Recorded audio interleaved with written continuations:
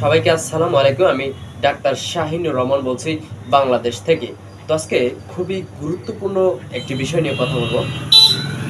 তো বিষয়টা হচ্ছে যারা টাকা কামাতে চান, রাজনৈতিক দলে ফিরে যান, তাহলে কিন্তু আপনারা টাকা কামাতে পারবেন। তো বিষয়টা কেন বলছি? আপনারা দেখবেন যে গত ২০২৪ সাল থেকে আজ ২০২৫ সালের প্রায় ১ বছর হলো গণঅভ্যুত্থান। এর মধ্যে যারা বৈষম্য বিরোধী আন্দোলনের নেতা ছিলেন এবং তাদের যে জীবনটা আপনারা যদি ব্যাক মানে ব্যাক লাইফটা অর্থাৎ পেছনের জীবনগুলো ফিরে দেখেন, তাহলে তাদের জীবনের যে গল্পগুলো সেগুলো একটু মিলিয়ে দেখেন এবং বর্তমানে যে তাদের যে লাইফ, যে জীবনযাপন, উন্নত জীবনযাপন, তো এগুলো দেখে বোঝাই যায় যে আসলে রাজনীতি করলে কতটা উন্নতি করা যায়। আজকে যাকে নিয়ে কথা বলছি সেটি হচ্ছে, স্ক্রিনে নিশ্চয়ই দেখতে পাচ্ছেন, তো এটি হচ্ছে আব্দুর রাজ্জাক রিয়াদ। তো ইতিমধ্যে চাঁদাবাজির অভিযোগে তিনি কিন্তু গ্রেপ্তার হয়েছেন এবং আদালতে কিন্তু আদালতের মাধ্যমে কিন্তু রিমান্ডে গিয়েছিল এবং কিন্তু রিমান্ড শেষে তিনি কিন্তু এখন কারাগারে আছেন, এমনটাই কিন্তু জানতে পারছি আমরা।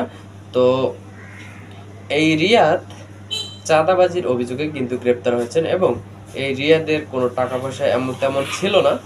তো রাতারাতি কিন্তু তিনি ১ বছরের মধ্যে আঙ্গুল ফুলে কলা গাছ হয়ে গেছেন। তো ঘটনা হচ্ছে, চাঁদাবাজির অভিযোগে ঢাকার গুলশান থানার দায়ের করা একটি মামলায় বাংলাদেশ গণতান্ত্রিক ছাত্র সংসদের বহিষ্কৃত নেতা আব্দুর রাজ্জাক আদালতে দায় স্বীকার করেছেন এবং গতকাল রোববার ৩ আগস্ট ঢাকার মেট্রোপলিটন ম্যাজিস্ট্রেট মোহাম্মদ সেফাতুল্লাহর আদালতে তিনি স্বেচ্ছায় স্বীকারোক্তিমূলক জবানবন্দি দেন। রিয়াদ জানান, চাঁদাবাজির ১০ লাখ টাকা তিনি এবং তার সহকর্মী অপু সমান ভাগে ভাগ করে নিয়েছেন। তিনি বলেন, আমি গরিবের ছেলে, তাই টাকার লোভ সামলাতে পারিনি। ওই সময় তিনি ঘটনার দিনে সাবেক ওই এমপির বাসায় কে ও কোন উদ্দেশ্যে যায় তার বর্ণনা দেন। আদালতকে তিনি বলেন, প্রথমে শাম্মীকে ধরতে পুলিশের সঙ্গে গেলেও তাকে বাসায় পাননি। পরে পানি খাওয়ার নাম করে বাসায় ঢোকেন রিয়াদ ও আরেক আসামি জানে আলম অপু। এরপর হুমকি দিয়ে ১০ লাখ টাকা চাঁদা নেন তারা।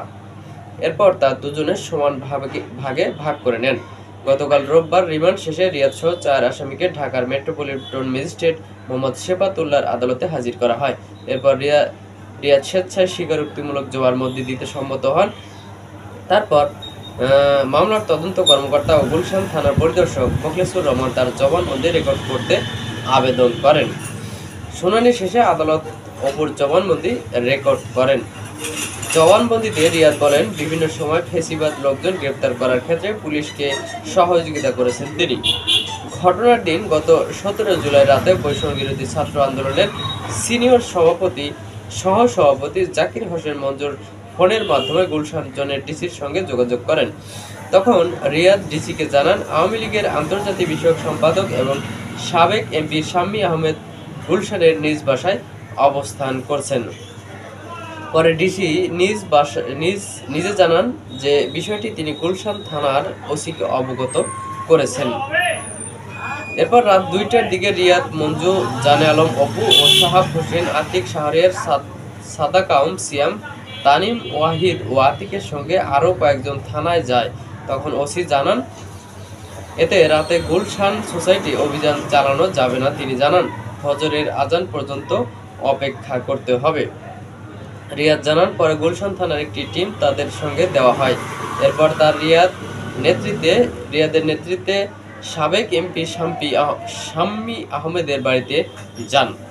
গুলশান থানার পরিদর্শক তদন্ত অভিযানের নেতৃত্ব দেন। তবে শাম্মীকে বাসায় না পেয়ে সকাল 7:30টায় তারা ফিরে আসেন। পরে জানে আলম অপু রিয়াদকে বলেন, ওই বাসা থেকে তিনি শাম্মী আহমেদের এয়ারপোর্ট নিয়ে এসেছেন। পরে রিয়াদ ও অপু ওই দিন ১৭ জুলাই সকাল ১০টার দিকে এয়ারপোর্ট ফেরত দিতে ওই বাসায় যান। তারা এয়ারপোর্ট ফেরত দেওয়ার পর অপু পানি খাওয়ার কথা বলে ওই বাসার ভেতরে ঢোকেন।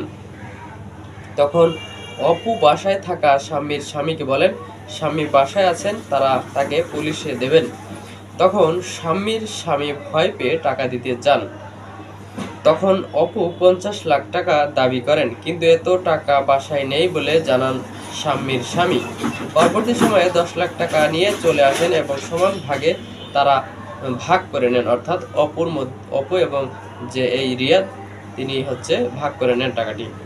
রিয়াদ আরও জানান বাকি 40 লাখ টাকা নিতে ফের 25 জুলাই শাম্মী আহমেদের বাসায় যান রিয়াদ সহ গ্রেপ্তার বাকিরা।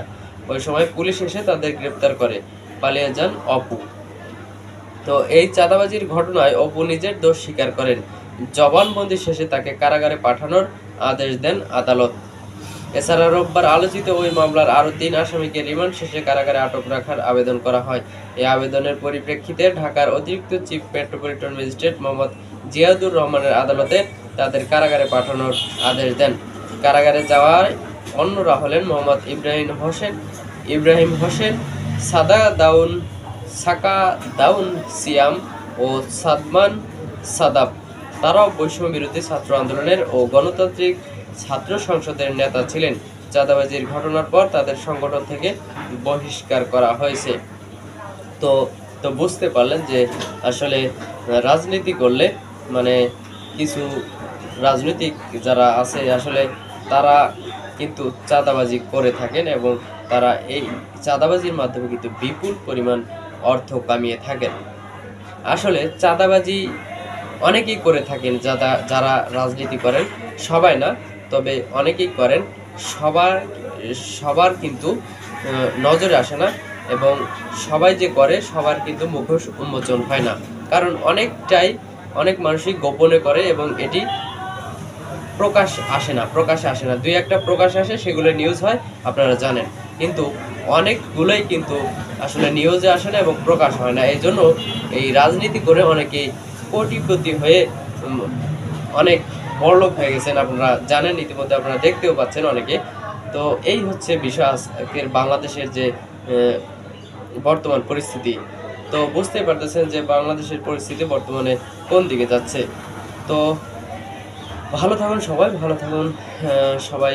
আবার পরবর্তী যে খবর রয়েছে সেটি দেখার জন্য আপনাদেরকে আমন্ত্রণ রইল। তো সবাইকে আবারও আসসালামু আলাইকুম ওয়া রাহমাতুল্লাহি ওয়া বারাকাতুহু।